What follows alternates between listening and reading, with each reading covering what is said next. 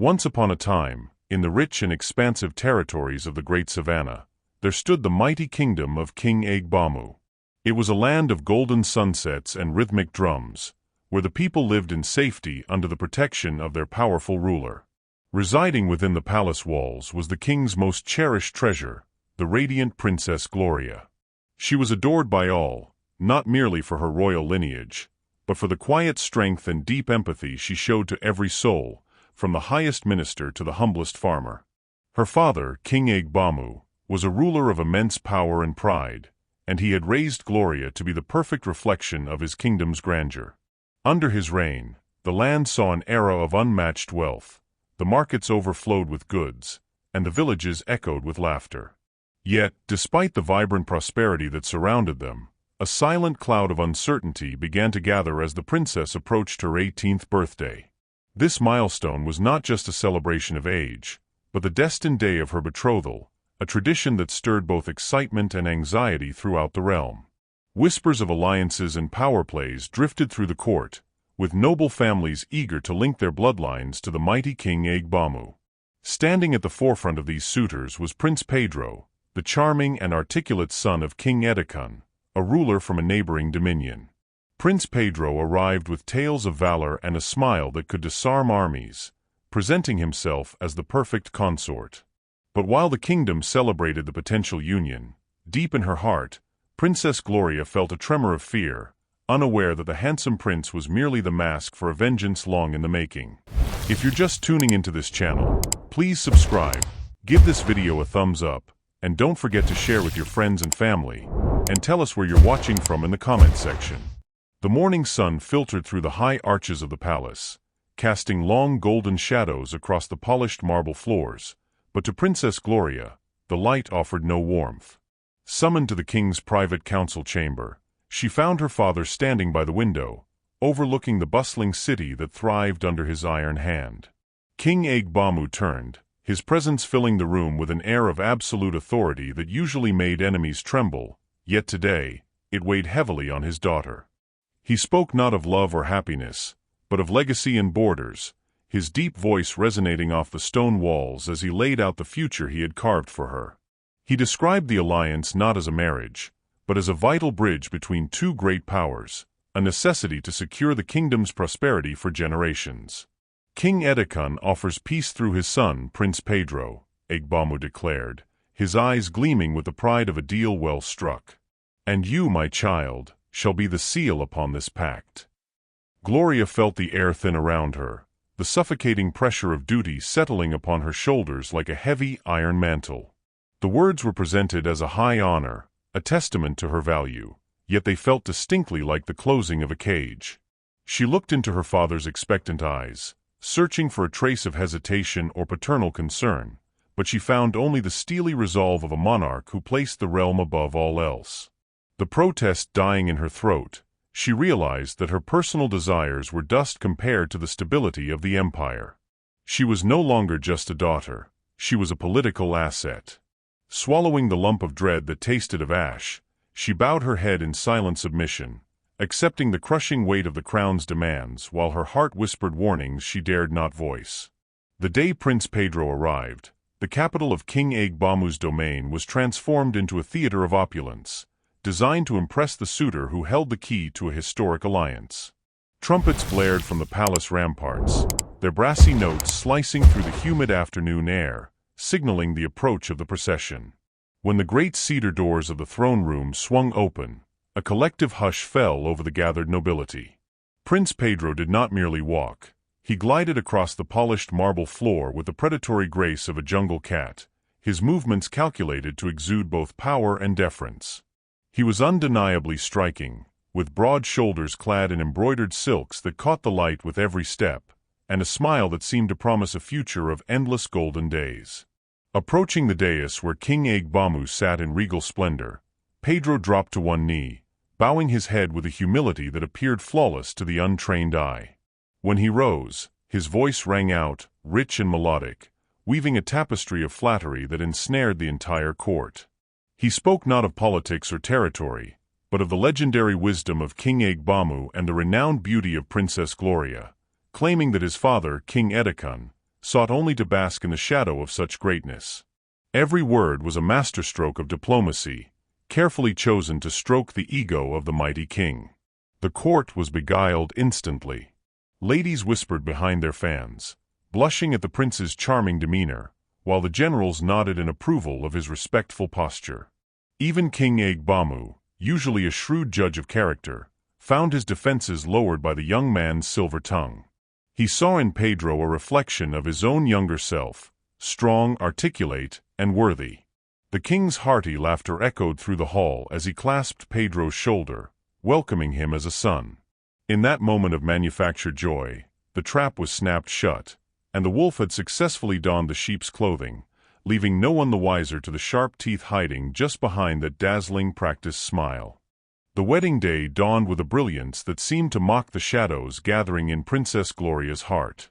King Agbamu had transformed the royal grounds into a spectacle of unmatched grandeur, where the rhythmic thrum of talking drums vibrated through the earth and the air grew thick with the scent of roasted feasts and blooming jasmine. Thousands of subjects lined the path, their cheers rising in a deafening wave as Gloria emerged, a vision of regal beauty draped in layers of woven gold and heavy coral beads. To the world, she was the jewel of the savannah, but under the weight of her finery, she felt less like a bride and more like a sacrificial offering adorned for the altar.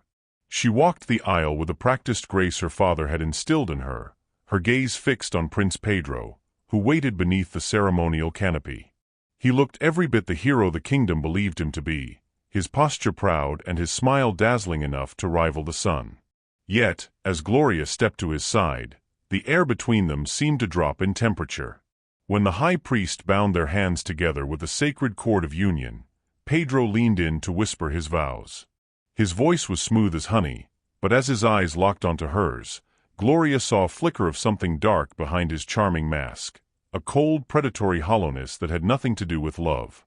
A sudden, icy chill raced down her spine, raising gooseflesh beneath her golden robes. She stammered her responses, her voice barely a tremulous whisper, but the crowd's roar drowned out her hesitation. As the drums thundered to signal the completion of the rites, King Agbamu beamed with pride, oblivious to the fact that the applause sounded to his daughter like the clanging of a prison gate slamming shut. The wedding procession that departed King Agbamu's palace was a river of gold and crimson, winding its way through the cheering crowds. Princess Gloria sat beside her new husband, Prince Pedro, waving to the subjects who had watched her grow from a shy child into a radiant bride. Her heart was heavy with the sorrow of leaving her parents, yet she clung to the hope of the vows she had just spoken. For the first few days of the journey, the air remained filled with the sweet scent of blossoms and the lingering warmth of her father's domain. Prince Pedro remained attentive, offering water and jesting with the guards, maintaining the image of the devoted partner. However, as the caravan reached the stony ridge that marked the boundary of King Edekun's lands, the vibrant hues of the savannah seemed to drain away, replaced by a landscape of gray dust and twisted, leafless trees. The moment the carriage wheels crossed the threshold into the neighboring kingdom, a sudden suffocating silence fell over the entourage. The birdsong ceased, replaced by the howling wind that whipped through the canyons. Gloria turned to her husband, seeking comfort, but the man beside her was no longer the charming suitor who had wooed the court. Prince Pedro's posture had stiffened, his face setting into a mask of cold indifference. When she reached for his hand, he pulled away sharply, his eyes fixing on the horizon with a chilling familiarity. The welcoming cheers of her people were a distant memory now, replaced by the stony glares of the border guards who watched their arrival not with joy, but with the grim satisfaction of captors welcoming a new prisoner. The golden dream was ending, and the long dark night had begun. As the heavy iron gates of King Edekun's fortress slammed shut behind the royal carriage, the golden hue of the afternoon sun seemed to vanish, replaced by the suffocating shadows of imposing stone walls. Princess Gloria turned to Prince Pedro, expecting a reassuring touch or a comforting word to ease her trembling hands, but the man beside her had undergone a terrifying transformation. His eyes, once warm and crinkled with laughter, were now cold and hard as flint. Without a word of affection, he signaled the guards, who roughly yanked the carriage doors open, handling Gloria not with the reverence due a future queen, but with the aggressive grip reserved for a prisoner of war. She was marched into the dim, echoing expanse of the throne room, where King Edikon sat waiting like a predator in its lair. He did not rise to greet the daughter of his rival. Instead, a cruel, satisfied sneer curled his lips as he descended the dais. "Welcome, little bird," he spat, his voice dripping with venom. Pedro stepped to his father's side, his mask of charm completely dissolved. "You look confused, my dear," Pedro mocked, his laughter echoing chillingly against the cold stone. "Did you truly believe a son of Edikon would love the spawn of the man who stole my father's intended bride? This was never a marriage, it is a reckoning." The realization hit Gloria like a physical blow. She was a pawn in a feud born of romantic jealousy from decades past. Before she could utter a plea or summon her royal dignity, King Edikon snapped his fingers. Rough hands seized her, tearing the shimmering ceremonial silks from her shoulders and ripping the precious beaded necklace from her throat. The jewels scattered across the floor like fallen stars, the sound sharp and final.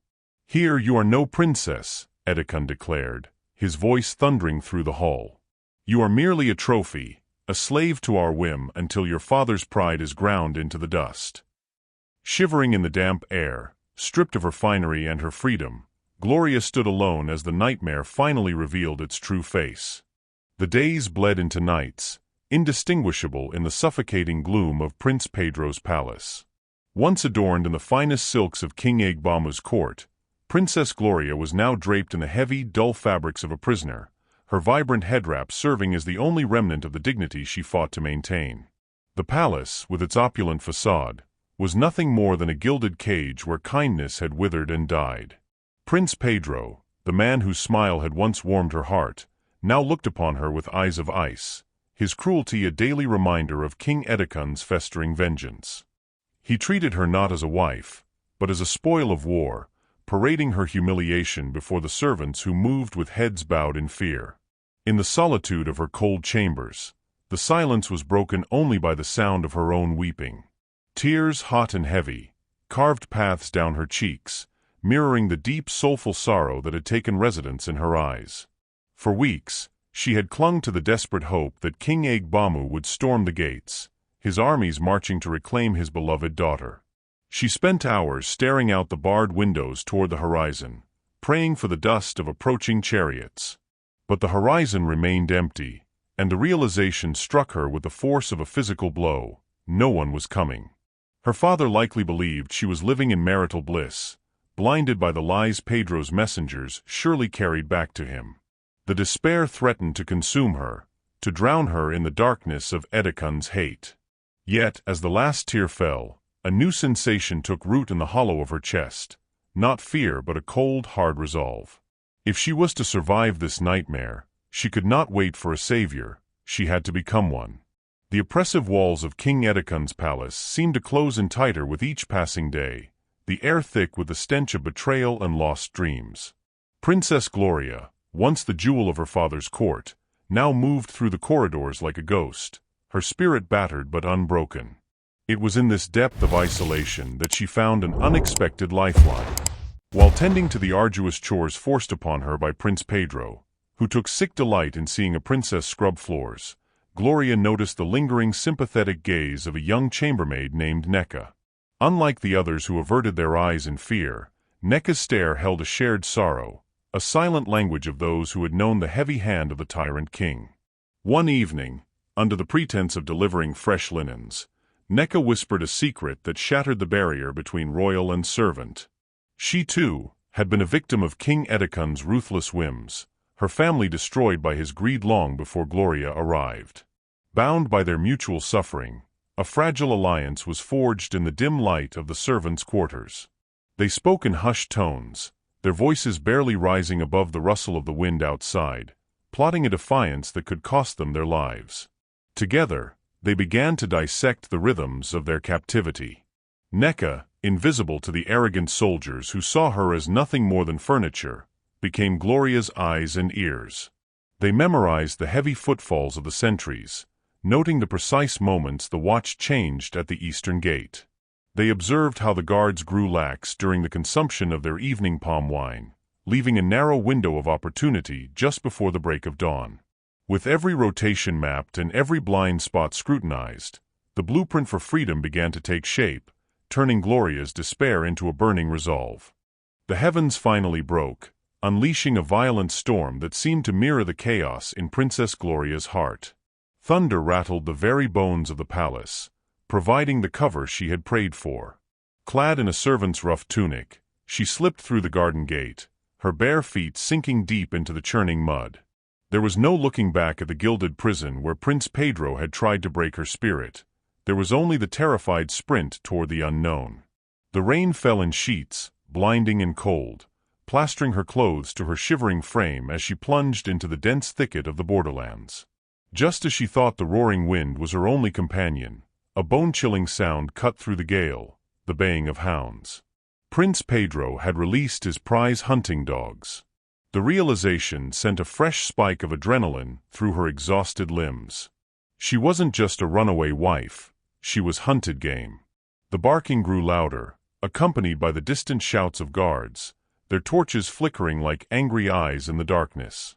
Gloria scrambled over slick roots and tore through thorny underbrush that sliced her skin, the physical pain a dull throb compared to the terror of capture. She could hear the heavy panting of the beasts closing in. Desperate to mask her scent, she threw herself into a swelling creek, the icy water knocking the breath from her lungs. She dragged herself under the overhang of a muddy bank, submerged to her chin, and waited. Above her, the dogs snarled and snapped, their paws splashing in the shallows. A guard cursed the rain, pulling the leash tight just inches from her hiding spot. Time seemed to freeze until, miraculously, the thunder clapped directly overhead, startling the animals and masking her gasp. The party moved on, their voices fading downstream. Shaking violently, Gloria clawed her way out of the water and ran on into the black abyss, fueled by a defiance that burned brighter than the lightning.